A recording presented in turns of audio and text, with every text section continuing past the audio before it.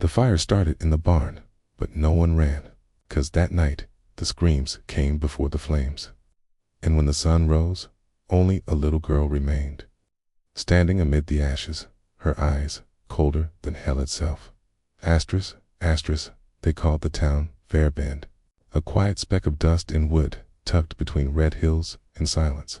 By the time the sun set on July 18th, 1883, it was gone, burned to the ground, erased. There were no survivors, except one. She didn't scream, didn't cry, didn't ask why. She just walked through the smoke and bones and splinters of what once was her home. Her boots half melted, her hands blackened with soot, but her eyes didn't blink. Her name was Eden Marrow. 14 years old, daughter of a seamstress and a drunk. She had no brothers, no cousins, no friends left. The only thing she carried was the memory of the flames and the men who started them. No one knew why Fairbend was burned. There was no railroad dispute, no gold in the mines, no reason for blood. But Eden saw. She saw the 5 riders, all dressed in black, faces covered, rifles slung low.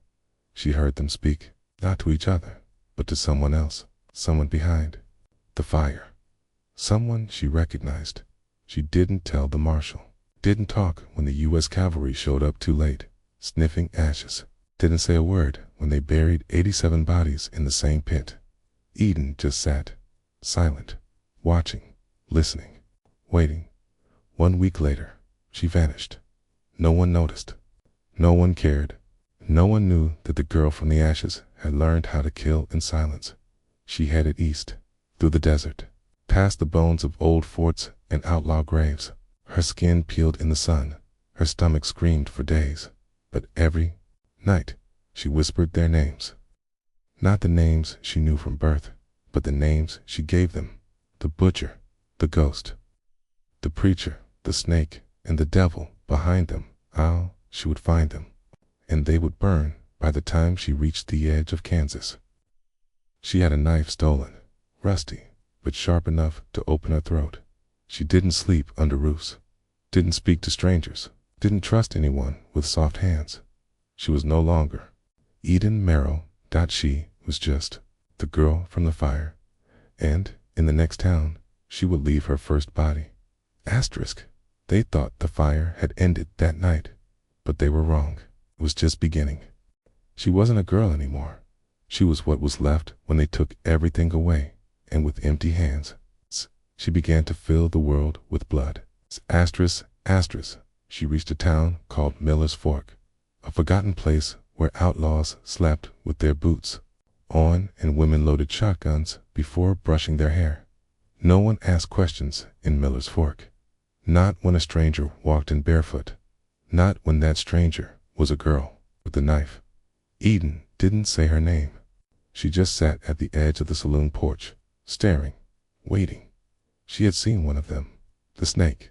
He rode with a limp, smoked cheroots, and laughed like a man who'd killed too many and forgot why. He called himself Elroy Hobb now, ran a gambling den behind the church, wore a silver tooth, and beat his girls when the dice landed wrong. She followed him for 2 days, memorized his routine, watched where he slept, watched where he drank. On the 3rd night, she broke into the stables and stole a bottle of turpentine, poured it on the stairs to his room, lit a match, but the fire didn't kill him. Elroy jumped through the window, burning, howling, swatting ghosts. Eden was waiting in the alley. He didn't recognize her, not at first. What the hell? He started, staggering toward her, half burnt. That's when she said it. Her first words in weeks. "You laughed when my mother burned." Then she slid the knife beneath his jaw and dragged it through his throat. Slow, one cut. No scream, just the sound of blood against brick. She disappeared before the town woke up, left his body where the rats could reach it. Carved one word into the door of the gambling den. One. The next town knew nothing. Another girl buying coffee and jerky. But behind her eyes, something shifted. She had killed, and it had not shaken her. It had fed her. The second name came easier. The preacher. She found him near the edge of Colorado, pretending to save souls in a town full of dying coal miners. He wore white robes and a silver cross, spoke of God and redemption, but Eden knew his voice. She remembered it, shouting, "Burn the barns first, flush them out." She waited until Sunday, listened to his sermon, sat in the back pew with a hood over her head, watched him speak of heaven with the same mouth that sentenced her town to hell. After the service, she followed him through the chapel door, pulled the pistol she stole in Kansas, said, "Do you preach with fire, too?" He turned a T, never spoke again. She left his body in front of the altar, carved a second word on the chapel door, "To." How the whispers began. Some called her a demon, others a ghost. But in the dark, in bars and brothels, men started to lower their voices when speaking of Fairbend, because something had survived the fire, and it was hunting. She wasn't counting bodies, she was counting sins. Every town had a piece of her past, a shadow, a sound, a scar. And one by one, the riders who thought they had silenced Fairbend began to hear it scream again. They killed her people with fire, but she learned something fire never could do. Wait. She hunted 3, and each kill was like a snuffed candle. But the fourth was gone. And as she searched in the dark, someone was already looking back. Eden crossed into Wyoming. The snow came early that year. She traveled through towns no map remembered, ghost silence, and wind sharp as razors. The name she chased now was the ghost, the quiet one, the one who barely spoke during the massacre. But his rifle had been louder than all the others. He had a scar under one eye, long, jagged. She remembered how it moved when he grinned through the smoke of Fairbend, but no one knew him by that name. Now he had vanished. No records, no rumors, nothing. Just an absence in a saloon near Elk Ridge. She asked an old trapper about a man with a scar under his eye. He flinched, didn't answer. But that night, while she slept in the hayloft of an abandoned mill, someone shot her horse through the neck. She woke to hooves, voices in the dark, laughter. She didn't panic, didn't run. She vanished into the trees, and as she crouched in the frost, watching her attackers search, she realized something. They were not strangers. They were watching her, not just now. For weeks. One of them said it out loud. "Boss says, not to kill her yet, just to scare her. She's getting too close." Eden waited until they were gone, then buried her horse, by hand. No shovel, frozen dirt, tears frozen too. She stopped hunting, started listening instead, paid drunks to tell lies, sat in corners and watched who listened to her questions. She learned about a place called Dead Rock Canyon, where men went to disappear, and where the one they called Ghost was last seen. The canyon was a grave, not for bodies, for secrets. Old mining tunnels, collapsed shacks, buzzards circling for nothing. Eden walked into it alone, with one pistol, 2 knives, and the third word carved into her heart. 3. The ambush came at sundown. She counted 4 men, none of them the ghost, just bounty hunters, paid to bring her in alive, but not talking. She killed 2, wounded 1, let the 4th run, and when she stood alone in the canyon, bruised and bleeding, she saw something carved on the canyon wall. "You're not the only one who remembers." She didn't sleep for days after that, because now it was clear he was hunting her, too. The ghost was still alive, but hiding, waiting, maybe not to kill her, but to lead her to him, the real one. The devil behind them all, the man who didn't light the fire, but gave the order. Eden returned to the plains with frostbite on her fingers and silence in her lungs. But inside her, something had shifted. She wasn't just a girl from the fire anymore. She was the storm it left behind. Asterisk. You can chase ghosts. You can bury snakes. But when the devil knows your name, he doesn't run. He waits. The snow had melted earlier than expected that year, but the air still cut like glass, and the crows weren't in any rush to leave. Eden rode aimlessly for days, her eyes locked on the horizon and her thoughts fixed on a name, Thaddeus Wind. She'd heard it in whispers across the towns that had bled through her hands. He wasn't an outlaw. He wasn't a gunslinger. He didn't have a bounty nailed to the train station walls. But he was the one who signed the orders, who paid the men, who decided who would live and who would burn. When was the smoke behind the fire, the architect of the Fairbend massacre. And now he lived like a gentleman in a clean, quiet, silent little place called Hollis Bend, where men smiled in the streets and the church bells rang exactly at noon. Eden arrived just before dawn, covered in dust, mud, and scars. She didn't ask for lodging, didn't ask where the bank was. She just sat on the steps of the general store, watching, studying, waiting.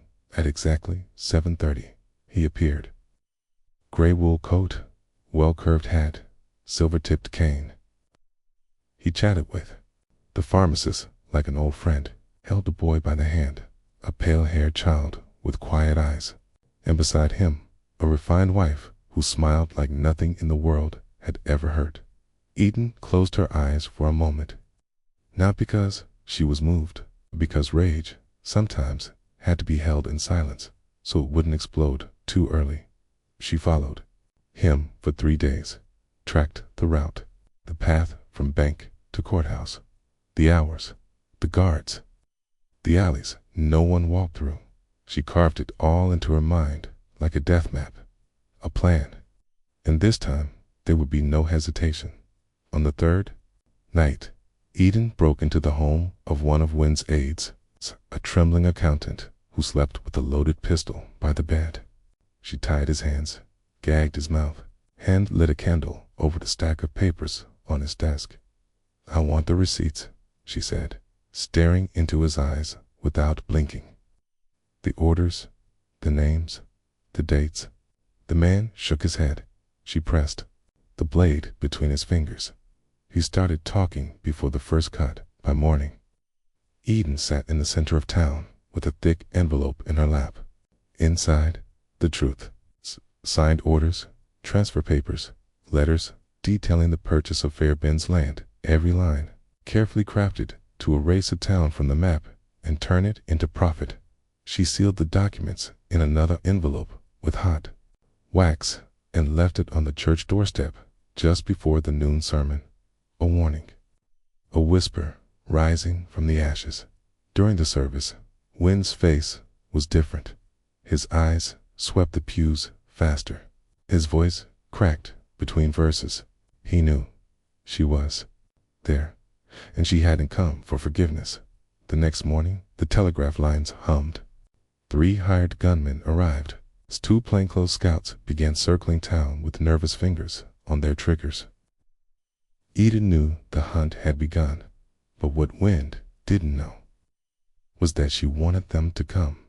That night, she appeared in the grand hall of the town's finest hotel, dressed clean for the first time in weeks, a plain brown dress, leather boots without mud, hair tied back. No one recognized her.